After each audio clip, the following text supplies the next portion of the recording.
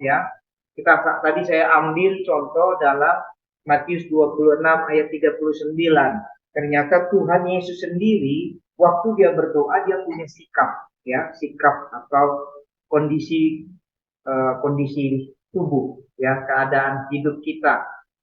Dan sikap berdoa ini ada beberapa hal yang kita perhatikan. Yang pertama, Bapak Ibu, ada sikap berdoa di dalam hadirat Tuhan. Jadi kalau saudara mau bertumbuh, kita juga harus perhatikan cara kita berdoa. Ya, sama seperti kalau saudara pergi jalan-jalan, sedang mau nge-mall, mau ke pantai, mau refreshing, saya percaya bajunya yang senyaman mungkin, betul ya, sederhana, sopan tapi nyaman, ya, kemeja lengan pendek, kaos, celana jeans, ya, sopan tapi nyaman. Kenapa? Kita perginya santai. Nah itu sikapnya. Nah, tapi berbeda kalau saudara sedang menghadiri acara resmi. Ya, misalnya saudara pergi ke pernikahan yang eh, kelas atas, diundang di hotel bintang 5. Saya percaya saudara pakai celana santai, kaos oblong, sendal, gak bakal dikasih masuk saudara di dalam pesta itu. Kenapa saudara? Semua itu menentukan.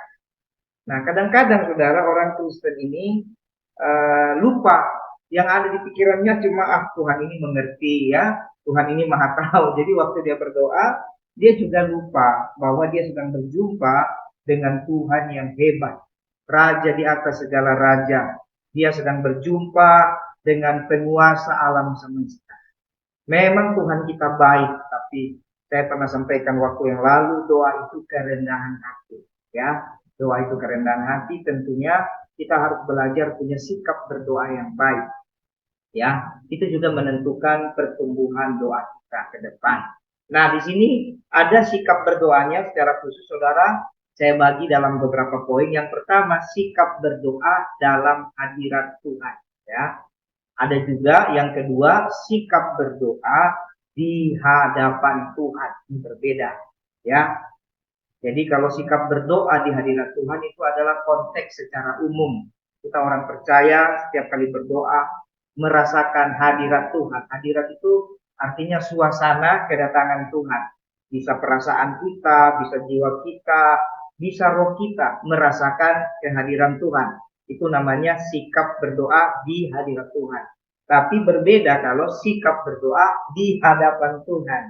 Nah, ini artinya Tuhan lagi ada di depan kita, saudara. Tuhan lagi tiba-tiba mengunjungi kita, itu sikapnya berbeda, ya. Dan orang bertanya, bisakah Tuhan mengunjungi? Bisa. Dari zaman dulu sampai hari ini Tuhan bisa mengunjungi. Amin. Setan saja bisa mengunjungi, masa Tuhan kan bisa. Nah, cuma memang Tuhan yang maha baik itu minimal dia mengunjungi kita dalam hadiratnya.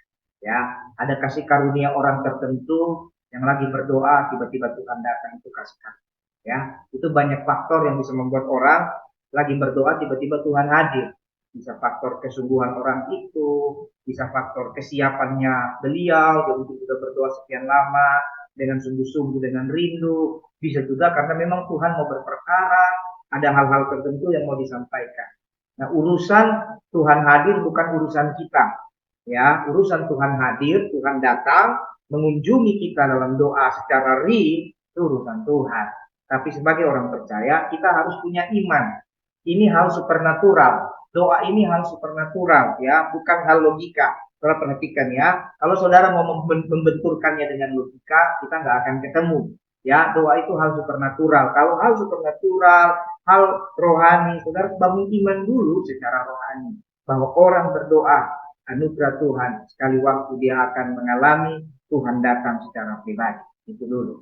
Amin. Jadi saudara harus percaya dan ada sikapnya itu, dan itu nanti Tuhan sendiri yang tentukan. Ya, ada sikap berdoa di hadirat Tuhan dan ada sikap ketika Tuhan datang atau di hadapan pribadi Tuhan itu sendiri.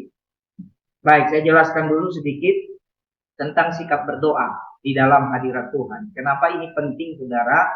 Karena seperti tadi saya sudah singkapkan, kalau saudara pergi santai, pergi jalan-jalan, pergi makan, dengan pergi ke rumah pesta, dengan pergi ke upacara 17, pergi rapat kantor, pakaiannya semua berbeda-beda, betul ya? Sikapnya berbeda-beda, ya. Semua dari atas kepala sampai kaki itu menentukan, ya. Karena tempat yang kita tuju juga menentukan. Jadi kalau saudara merindukan hadirat Tuhan, saudara juga belajar dengan Tuhan itu sungguh-sungguh. Roma 12 berkata ayat 1 dan 2, persembahkanlah seluruh tubuhmu. Nah, persembahkan seluruh tubuh. Kalau kita persembahkan tubuh kita, kita akan memberikan juga sikap yang baik. Ya, dalam kasus-kasus khusus, saudara bisa berdoa dengan sikap berdoa yang mungkin kurang tepat. Misalnya sambil tidur, misalnya sambil naik motor, misalnya sambil naik mobil, bisa. Itu dalam konteks belajar membangun hubungan dengan Tuhan. Ya, tapi kalau saudara rindu masuk ke Tuhan, saudara juga harus memberikan waktu dan memberikan sikap doa yang baik. Amin. Nah, ini berbeda. Nah, tadi saya sudah kasih contoh dalam Matius 26 ayat 39. Tuhan Yesus sendiri dia kasih teladan. Nah, ini saudara ya. Tuhan Yesus adalah pribadi yang agung yang kita sembah, yang adalah Tuhan. Dia kasih teladan. Ia maju sedikit, lalu sujud dan berdoa. Nah, jadi Tuhan saja waktu dia berdoa, dia kasih teladan. Dia maju. Kenapa dia harus maju, saudara? Meninggalkan kesibukan. Dia harus mengosongkan dirinya. Dia harus mencari tempat yang tenang. Kecuali keadaan tidak bisa. Maka kalau saya perhatikan, Yesus sendiri, saudara, waktunya melayani, dia melayani, saudara. Pagi sampai malam, melayani terus. Sakit disembuhkan, orang lapar dikasih makan, buta melihat, tuli mendengar, amin.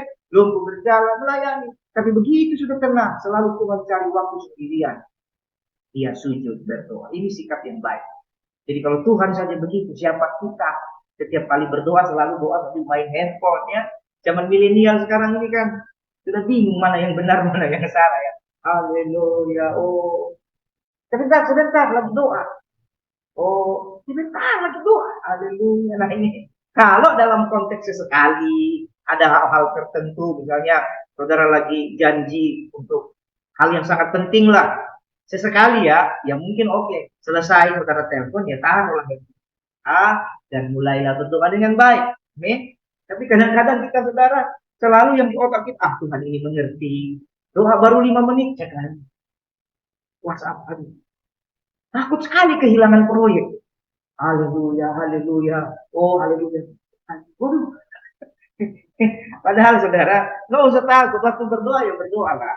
Amin. Waktu bekerja, bekerja. Alkitab berkata, berkat Tuhanlah yang menjadikan susah payah tidak menambahinya ya.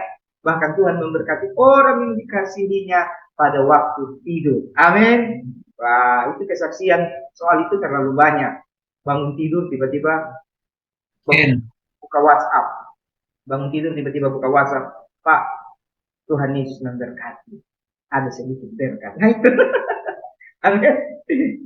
Tapi jangan saudara jadi berhayal. Ya semua juga mau tiap pagi buka mata ada berkat ya. Tapi bukan berarti ayat itu setiap hari lalu saudara jadikan ayat itu untuk membuat saudara jadi seorang yang pemalas. Membuat saudara jadi seorang yang ngeroh. Enggak gitu saudara. Tapi setiap firman akan digenapi pada waktunya. Amin. Jadi belajar memberikan sikap. Yesus saja sujud ya. Jadi ada beberapa sikap. Saya lanjut saja ya. Ini tadi sengaja karena kalau saya jelaskan itu satu lama. Jadi saya rambang dulu secara umum. Nah, sikap-sikap berdoanya bagaimana? Yang pertama sujud. Jadi kalau orang Kristen sujud berdoa boleh, boleh. Jadi bukan hanya saudara-saudara kita yang punya kepercayaan lain yang sujud. Orang Kristen juga berdoa sujud. Justru kalau ada hadirat Tuhan, rata-rata orang Kristen sujud. Dari zaman dulu saudara, Daud juga sujud berdoa. Saudara buka di Alkitab, banyak hamba-hamba Tuhan sekali berdoa mereka sujud. Ya, kemudian berlutut. Nah, contohnya Daniel, saudara. Daniel 6 ayat 11. Daniel waktu berdoa dia berlutut.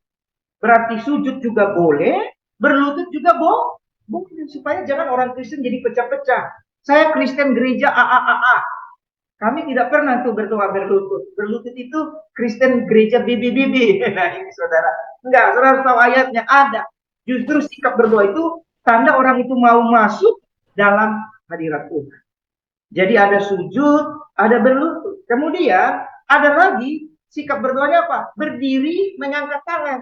Nah, angkat tangan.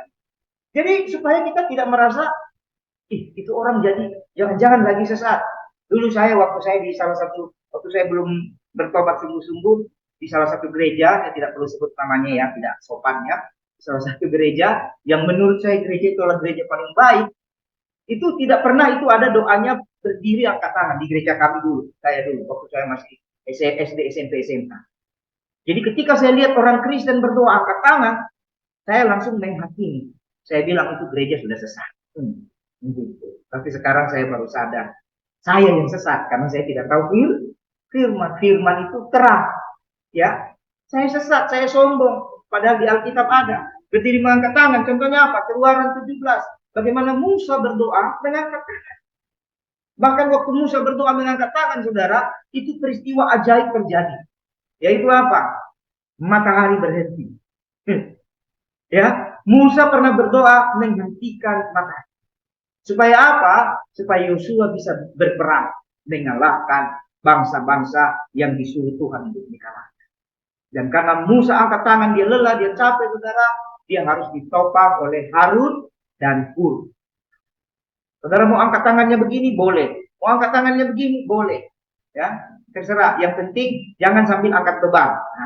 Ya, angkat beban nanti, angkat dumbbell ya, itu waktu olahraga.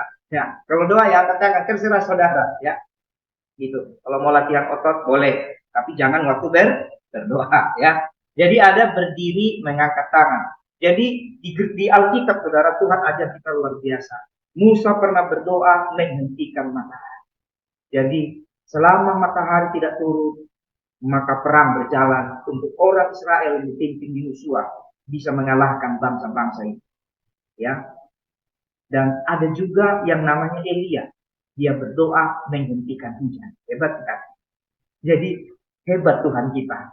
Dia pakai pribadi-pribadi yang berdoa dalam hadirat Tuhan. Melakukan sikap-sikap doa yang benar. Bahkan doa itu sampai ada yang menghentikan matahari, ada yang menghentikan hujan. Amin. Ada juga yang menghentikan banjir. Nuh berdoa supaya banjir juga berhenti. Tuhan ingat kepada Nuh. Hujan yang sudah berjalan selama 40 hari, 40 malam. Dia ingat sama Nuh. Dia ingat sama Bahtera. Kenapa dia ingat sama Nuh? Karena Nuh berdoa di dalamnya. Alkitab memang tidak mencatat bagaimana sikap Nuh berdoa. Kita tidak tahu. Tapi artinya, sikap berdoa seseorang kadang ditentukan oleh beban doanya. Saya percaya waktu Nuh berdoa di dalam Bahtera, meskipun Alkitab tidak mencatat secara spesifik. Tapi kalau saudara posisikan diri saudara sebagai ini, ya, saudara dikelilingi oleh binatang, satu rumah dengan binatang, ada binatang buas, ada binatang jinak, lalu saudara buka jendela, itu semuanya kayu. Kira-kira horor nggak? Siapa di sini pernah korban banjir? Saya ini korban banjir bertahun-tahun. Itu saudara tidak bisa tidur. Begitu hujan deras, tiap setengah jam buka mata, aduh air sudah di mana? Aduh air sudah sampai mana? Nah itu berarti tidak nyaman. Apalagi Nuh. Nuh itu Tuhan sudah bilang dia akan memusnahkan bumi. Dia sudah tahu itu suara Tuhan. Saya percaya pasti hati Nuh juga tidak nyaman. Itulah yang membuat dia berdoa baik-baik. Amin. Berarti di gereja, di Alkitab kita sudah bisa belajar. Ada Musa berdoa menghentikan matahari. Ada Elia menghentikan hujan. Ada Nuh menghentikan marah Tuhan dan menghentikan banjir. Amin. Itu seluruh bumi bertenggelam loh. Tenggelam ya. Ada lagi saudara duduk mengangkat tangan. Nah, jadi saudara berdoa bisa juga duduk sambil angkat tangan begini, boleh. Duduk sambil begini, boleh. Duduk sambil begini, boleh. Ya, jangan saudara pikir, itu gereja apa itu? Udah gitu doanya ya. Enggak saudara. Ya, justru doa-doa seperti itu sikap orang berdoa di dalam hadirat Tuhan. Ya, contohnya siapa yang duduk mengangkat tangan? Musa juga. Musa itu benar-benar pendoa syafaat. Ya, kita bisa belajar banyak dari Musa. Ada lagi duduk biasa, seperti kita sekarang. Saya sekarang sedang duduk. Ya, duduk biasa. Yang penting angkat hati. Makanya pelajaran yang saya sampaikan ini kan berkesinambungan. Kemarin kita sudah belajar beberapa minggu yang lalu doa Bapa kami, ya. Yang penting arah hati kita berdoa kepada Bapa di surga. Jadi sikap berdoa duduk boleh, boleh. Itu sebabnya nanti dalam keadaan saudara belajar terus bergaul dengan Tuhan, bisa saudara berdoa sambil naik motor, kan naik motor duduk. Bisa saudara berdoa sambil nyetir mobil. Bisa saudara berdoa sambil di kereta api. Bisa saudara berdoa sambil di bis, sambil di kapal, sambil di pesawat. Bisa. Kenapa? Saudara sedang posisi duduk, boleh. Jadi dalam konteks saudara belajar bergaul, posisi-posisi itu boleh. Tapi dalam konteks saudara benar-benar memberikan hidup, nah duduk pun boleh. Saudara tidak boleh bilang pokoknya kalau doa itu harus berduduk. Bagaimana kalau orang tua yang kakinya terus? Betul enggak? Nah, jadi Tuhan itu Tuhan yang ajaib loh. Dia memfasilitasi kita dengan sikap berdoa dengan cara apapun. Untuk orang sakit boleh. Bahkan untuk orang maaf. Untuk orang tidak punya kaki juga.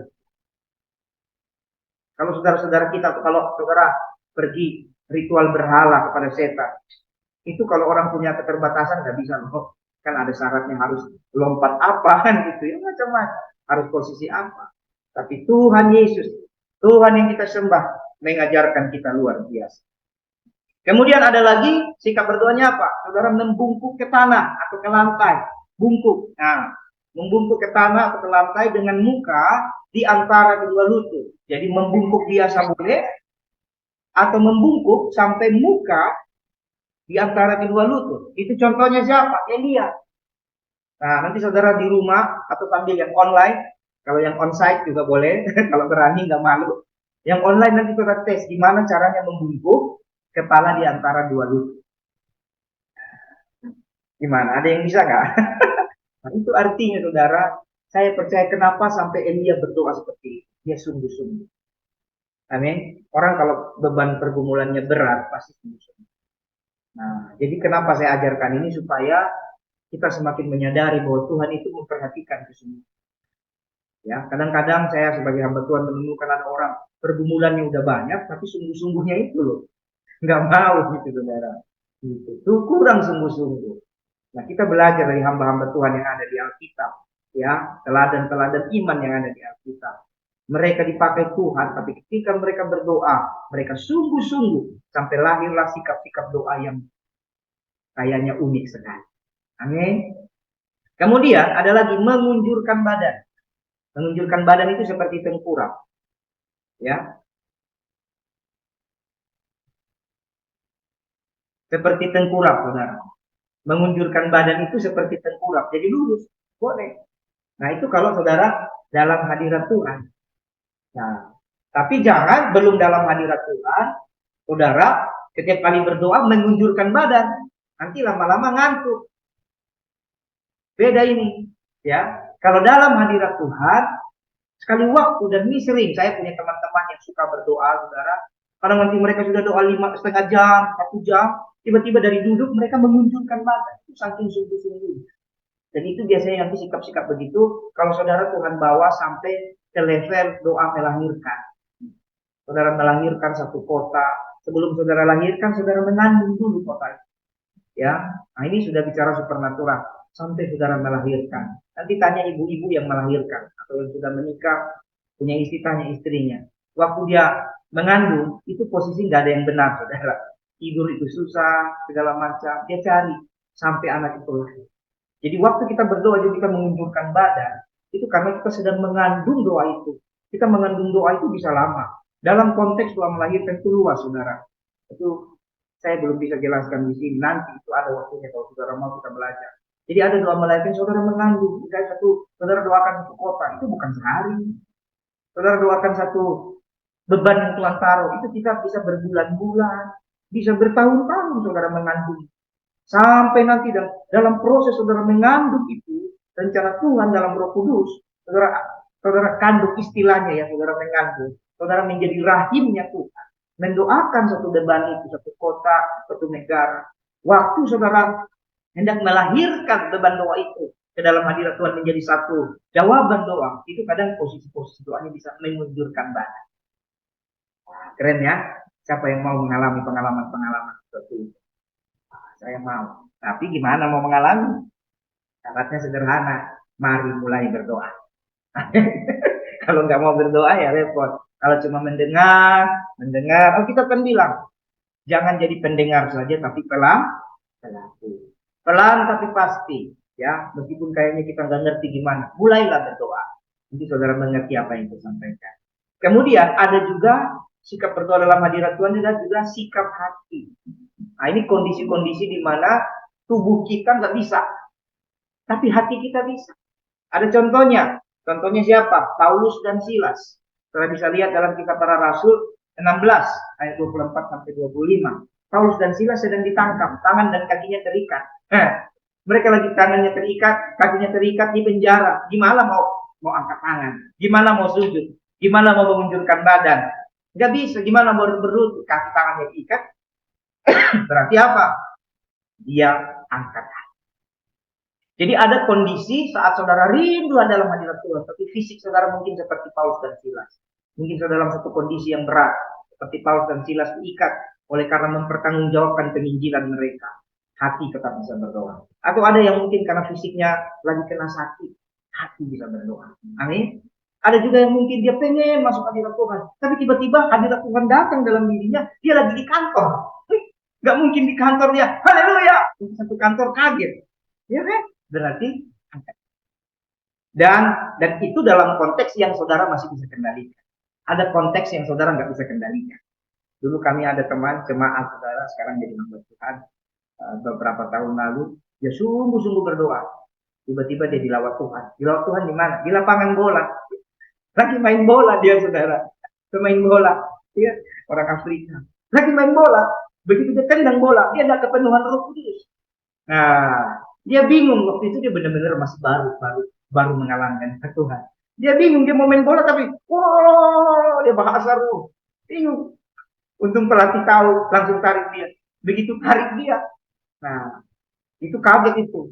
Ya dalam tanda petik orang-orang tidak percaya kan bingung ada apa dipikir kerasukan. Nah lama-lama saudara dia pelihara itu kami hamba-hamba Tuhan teman-temannya kasih masukan ya bimbing beliau sampai akhirnya kita kasih tahu karena dia sangat sungguh-sungguh dengan Tuhan kami beritahu nanti kalau dimanapun belajar angkat hati. Amin. Akhirnya sekarang dia sudah bagus bertumbuh melayani jadi hamba Tuhan luar biasa. Nah ini yang namanya sikap hati tapi prosesnya enggak bukan satu hari satu minggu punya. Kadang kita ini kan maunya mental instan ya itu yang tadi pemain bola itu juga melewati banyak hal ya melewati sekolah Alkitab berapa tahun ya dibimbing di gereja berapa tahun taat di gereja berapa tahun kan maunya sih kita langsung instan kayak makan Indomie super mie sari mie sedap dan segala macam 3 menit langsung jadi maunya tapi bicara doa ini saudara ini kerendahan hati kita menentukan pertumbuhan kita. Jadi kalau kondisi tidak memungkinkan, saudara bisa angkat. Amin. Nah, ada lagi yang berikutnya. Nah ini yang tadi saya sudah singgung. Sikap berdoa dalam hadirat Tuhan itu bergaul dengan Tuhan. Contohnya siapa? Henok. Wah, Kejadian 5 ayat 23. Henok itu sudah bergaul. Nah, tidak dijelaskan secara spesifik bagaimana Henok bergaul. Tapi saya percaya sebagaimana yang saya sudah sering sampaikan di waktu-waktu yang lalu bergaul itu yaitu saudara punya waktu spesial tapi setelah saudara keluar dari waktu spesial, taruhlah waktu spesial saudara sehari 1, 2, sampai 3 jam dengan Tuhan. Nah, setelah keluar waktu spesial itu, saudara bekerja, lakukan aktivitas, saudara tetap angkat hati, saudara tetap taruh Tuhan di pikiran, saudara tetap memikirkan firman, membayangkan betapa indahnya bertumbuh dengan Tuhan, menikmati janji-janjinya, mengimani perkataan-perkataan firman-Nya itu bergaul. Itu juga berdoa. Amin. Nah ini orang Kristen ini diberikan Tuhan begitu banyak cara untuk berdoa. Jadi kenapa saya ajarkan, kenapa saya sampaikan, kenapa saya bukakan firman Tuhan tentang sikap berdoa, supaya kita menyadari bahwa tidak ada lagi orang Kristen boleh berkata dia tidak bisa berdoa. Tidak ada saudara. Dari sikap berdoa yang mana pasti ada yang minimal 1 atau 2 kita bisa menemukan sikap ini. Katakan amin. Nah, kalau tidak ada, berarti saudara bukan tidak ada, tidak mau. Nah, betul nggak? Tidak mau. Saya seringkali melayani hampir semua transportasi sudah lewat. naik bis sudah, naik kereta api sudah, naik kapal laut sudah, naik pesawat sudah, yang belum cuma helikopter. Nah, cuma ke bawah mimpi. Dulu saya pernah mimpi naik helikopter berapa tahun lalu, kami sampai sekarang belum, tidak tahu itu mimpi dari Tuhan atau cuma angan-angan, saya juga tidak tahu ya. Nah, hampir semua alat transportasi saya sudah naik. Kadang-kadang di kereta api berisik kan, kereta api itu berisik saudara. Saya naik kereta sampai ke dari Sumatera pernah 8 jam, dari Medan sampai Rantau Prapat 6 jam itu. Di Jawa ini, saudara sebut aja, Bandung, Cirebon, Malang, Purwokerto, Jogja, Magelang, semualah. Sampai Surabaya pun saya pernah naik kereta. Sampai Solo, Semarang, hampir semua yang ada jalur kereta saya sudah pernah naik. Itu berisik sekali. Naik pesawat juga, wah hampir seluruh wilayah Indonesia naik pesawat. Sampai ke beberapa negara tetangga, saudara. Berisik. Nah, nggak mungkin lagi berisik itu kita main gitar, main keyboard. Jadi angkat hati, bisa berdoa. Kadang-kadang kalau pelayanan sampai naik pesawat 2-3 kali, saudara, waduh, itu nggak bisa kita dalam satu hari itu punya waktu khusus berdoa, nggak bisa. Dari rumah saja udah jam 3 pagi, sampai bandara sudah jam berapa, pesawat jam berapa, nanti terbang 3 jam, tunggu lagi di ruang tunggu 1, 2, 3 jam, terbang lagi, nyampe lagi, tunggu lagi, waduh sampai malam. Nggak punya waktu. Cara berdoanya gimana? Bergaul. Cara doanya gimana? Sikap hati. Amin. Jadi nggak ada alasan untuk tidak berdoa. Katakan sama-sama dengan saya di tempat saudara. Tidak ada alasan untuk tidak berdoa. Luar biasa. Baik, jadi itu sikap berdoa ketika saudara dalam hadirat Tuhan. Dan sikap-sikap itu adalah wujud dari kerendahan hati dan Tuhan senang. Ya, Tuhan senang. Dan itu alkitabiah. Tidak ada lagi yang bilang, wah itu gereja saya tidak pernah begitu. Tidak ada. Itu alkitabiah. Ya. Yang kedua, ada sikap berdoa di hadapan Tuhan. Tadi yang saya sampaikan, kalau saudara sudah belajar berdoa dalam hadirat Tuhan, sekali waktu Tuhan datang. Kalau Tuhan datang, sikapnya juga berbeda. Hah, percaya sama saya, tidak ada orang berdoa dengan sikap yang tadi. Jika tiba-tiba sudah berdoa Tuhan datang, sikapnya sudah berbeda.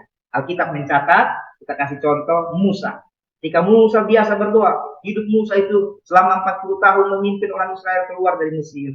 Ya, itu saudara membimbing orang Israel, saudara.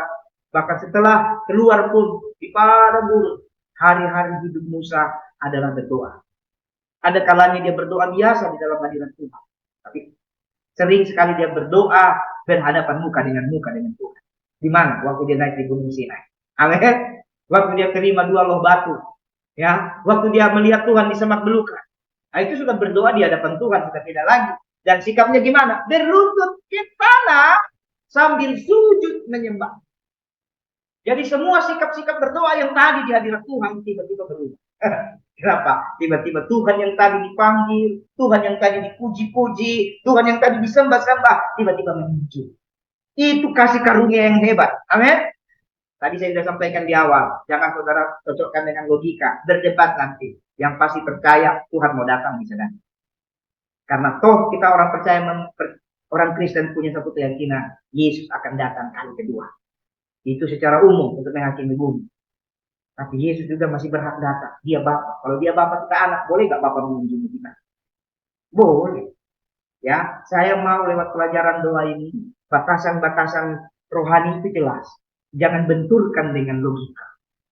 Masa sih? Ya logika ya logika. Kalau logika nggak ketemu. Amin. Kalau logika, saudara percaya Yesus tadi itu nggak masuk logika. Amin. Betul nggak? Nggak masuk itu. Ya. Jadi kalau ada yang mau ajak berdebat, mau kacau-kacau bilang, kita nggak bicara logika. Ini konteksnya lain.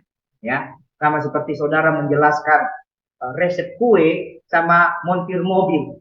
Nggak ketemu itu. Kamu mau jelaskan sedetail-detailnya cara memasak kue bolu misalnya. Kamu jelaskan sama orang yang lagi bikin mobil, nggak ketemu. Karena yang ada di otak montir mobil, bagaimana mobil itu nyala. Lalu kau paksa dia mengerti soal kue bolu, tidak ketemu. Atau sebaliknya. Begitu juga antara logika dengan spiritual ya. Baik, jadi Musa ketika Tuhan mengunjungi dia, ya tiba-tiba dia berlutut ke tanah, sujud menyembah Tuhan. Wah ini keren. Dan sebenarnya saudara, ada banyak kasus hamba-hamba Tuhan di seluruh Indonesia, bahkan di seluruh dunia, waktu dia berdoa, tiba-tiba Tuhan datang. Ya, saudara kalau pernah nonton video-video lawatan-lawatan Roh Kudus, lawatan-lawatan kunjungan Tuhan, wah, saya pernah berdoa, saudara, dalam kelompok doa, pernah orang berdoa sampai berjam-jam, sampai pagi, saudara, dan itu sudah tidak duduk, tidak berdiri, betul-betul sudah dari sujud sampai dia jatuh, saudara. Dan itu kasih karunia. Amin. Kasih karunia Tuhan. Tapi itu ada. Kemudian Abraham. Abraham ketika Tuhan mengunjungi dia, ketika Tuhan menjanjikan dia akan punya keturunan, ketika Tuhan menjanjikan dia akan menjadi bangsa diberkati, ketika Tuhan berbicara tentang kehancuran Sodom dan Gomora, itu Tuhan mengunjungi Abraham. Amin. Ya kalau Tuhan tidak mengunjungi, ngapain dicatat ya? Nah, apa sikap Abraham waktu dia mengalami perjumpaan dengan Tuhan? Abraham berdiri jauh-jauh. Dia tidak mau dekat-dekat. Kenapa? Dia tahu, sekalipun dia kudus menurut dia, kudusannya itu hancur, tidak ada apa-apanya dibandingkan kekudusan. Nah, itu bicara iman orang. Ada lagi saudara, Abraham dan Yakub. Kalau tadi ada satu posisi Abraham berdiri jauh-jauh, tapi ada juga Abraham berdiri semakin dekat. Nah, dan itu kalau Tuhan kasih kesempatan. Jadi intinya semua sikap-sikap itu saudara biarkan lahir dari pengenalan saudara akan Tuhan. Ya, jadi sikap dan cara berdoa yang benar, sikap dan cara berdoa yang baik, sikap dan cara berdoa yang membuat saudara bertumbuh, bukan ditentukan oleh teori di sekian persen yang saya sampaikan, ya, dan juga bukan ditentukan oleh pengalaman-pengalaman kita pribadi. Oh, dulu saya berdoa biasanya begini. Enggak, saudara. Tapi kalau saudara rendah hati, poinnya di sini ya, sikap berdoa yang benar akan lahir dari yang pertama, pengenalan akan Tuhan yang benar. Jadi tingkat pengenalan saudara akan Tuhan akan melahirkan sikap berdoa. Jangan saudara belum kenal, tapi cuma karena dengar. Ini beda ya. Saudara cuma dengar, boleh kok berdoa sambil tidur. Saudara dengar, tapi saudara belum kenal Tuhan secara pribadi, itu nanti enggak apa.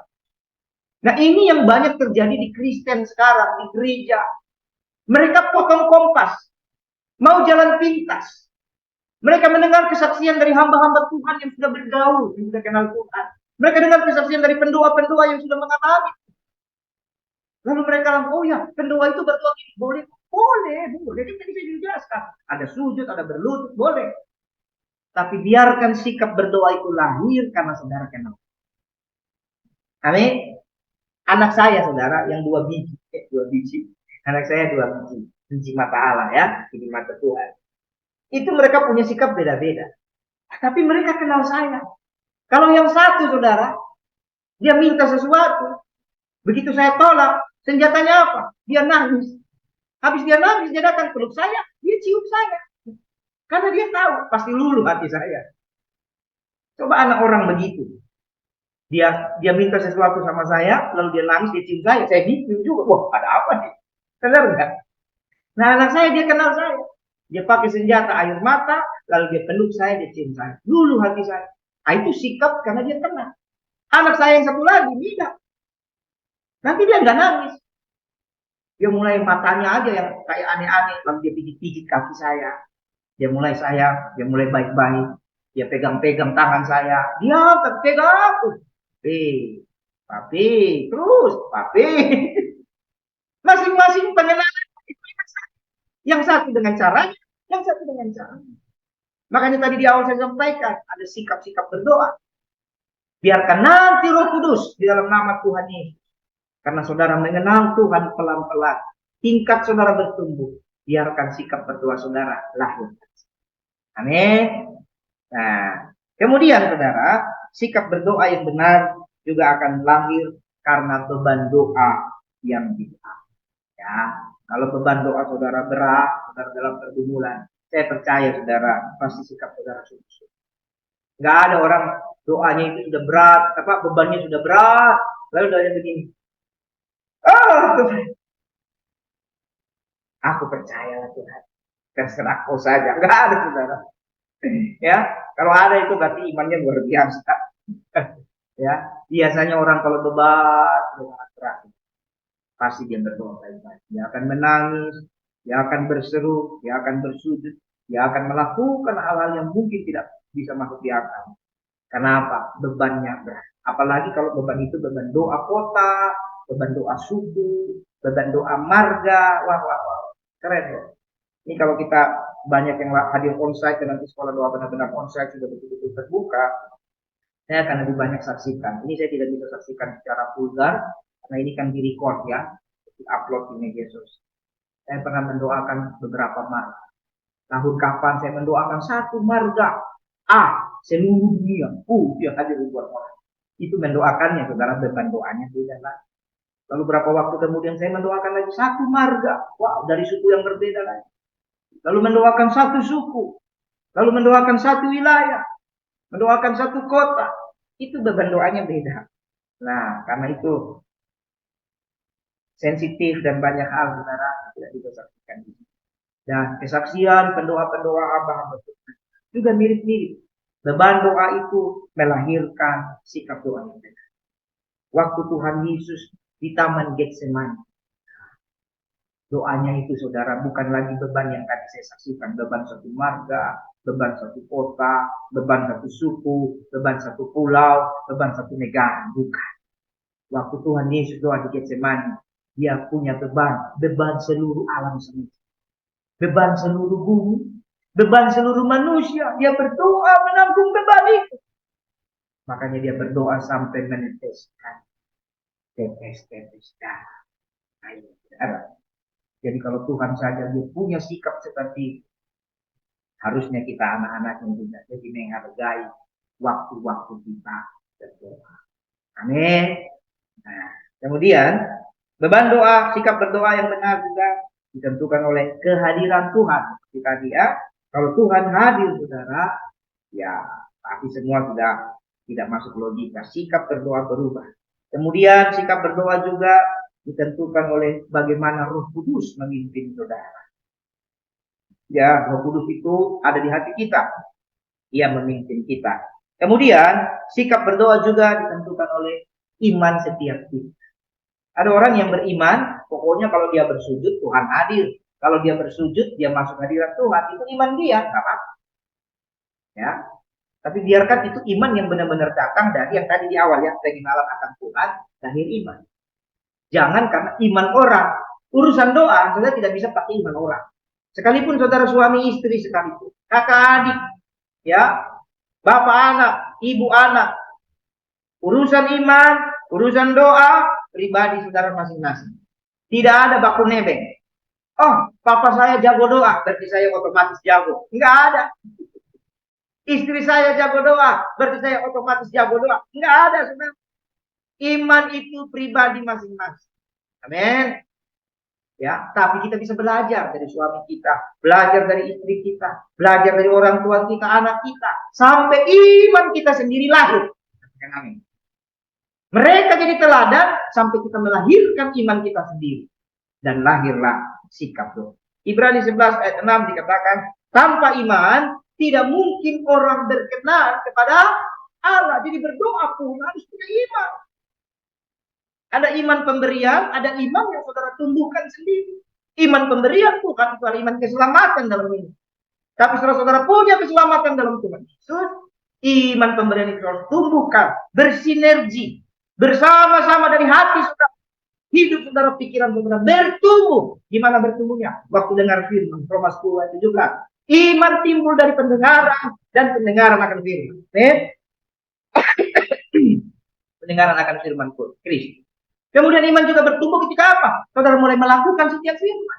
Sudah dengar, lakukan. Ada iman. Kalau saudara tidak pernah lakukan setiap firman yang saudara dengar, bagaimana iman bisa lahir? Kalau saudara belajar lakukan, iman akan. Amin. Nah, ini keren. Jadi, saudara, penting sekali kalau nanti saudara mau benar-benar bertumbuh, jangan buru-buru menentukan sikap berdoa sebelum Roh Kudus mengajarkannya. Ya, lebih baik waktu saudara mau berdoa, sikap berdoa yang biasa saja, duduk, berlutut, berdiri, itu sikap berdoa biasa. Jangan yang ekstrim-ekstrim. Yang ekstrim-ekstrim itu biar Roh Kudus punya urusan.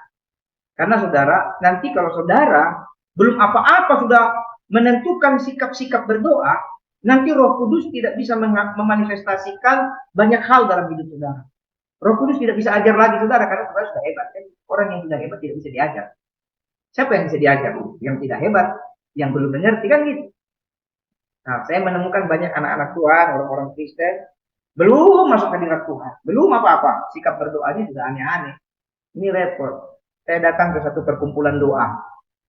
Begitu datang, karena saya sederhana, pakaian sederhana, lalu salaman. Begitu salaman, baru salaman, sudah langsung, waduh, langsung dia peluk saya. Waduh, saya nggak pede, saya kan tidak biasa gitu main peluk-peluk. Memang cowok sama cowok, itu bukan lawan jenis ya, saudara jangan salah. Dia main peluk saya, dia taruh tangan di kepala saya dulu. Saya lagi nggak pede, jangan saya lagi kurang wangi. Kan kita jadi tidak nyaman. Dipeluk, dia langsung tentukan sikap berdoa. Waduh, dia macam-macam saudara. Nah ini lalu dia langsung bilang, wah banyak hal lah. Lalu dia sampaikan nubuatan, dia sampaikan segala macam ya. Saya percaya ini sudah main perasaan. Nah ini main perasaan saudara.